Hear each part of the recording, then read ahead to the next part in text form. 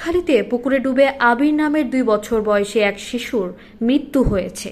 বুধবার 22 মে দুপুর 1টার দিকে উপজেলার পৌরসভার উত্তর জলদি 4 নং এলাকায় এই ঘটনা ঘটে। মারা যাওয়া আবির উত্তর জলদি 4 নং ওয়ার্ডের নেয়াজরপাড়া এলাকার সিএনজি চালক আবু হামিদের পুত্র।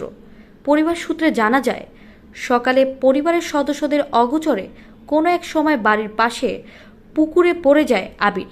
খোঁজাখুঁজি শুরু হলে পুকুরে জুতা ভাসতে দেখা যায়। পরে তাকে উদ্ধার করে বাঁশখালী উপজেলা স্বাস্থ্য কমপ্লেক্সে নিয়ে যাওয়া হয়। সেখানে দায়িত্বরত চিকিৎসক আবিরকে মৃত ঘোষণা করেন। আমি দেখছি না, আমি ওখানে গেছি, আমাকে ফাঁক দিয়ে খুঁটা দিয়ে আসছে, আমি দেখছি না আমার বাচ্চা কোথায় ওদিক দিয়ে তুই আসছি, দেখছি না, দেখছি জুতা বাসছে পানিতে। ওমা দেখছি আমার বাচ্চা,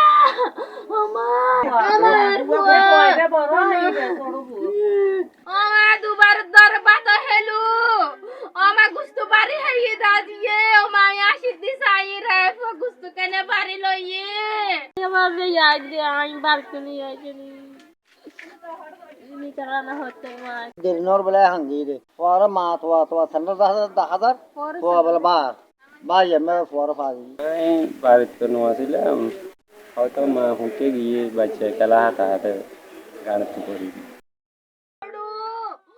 দৈনিক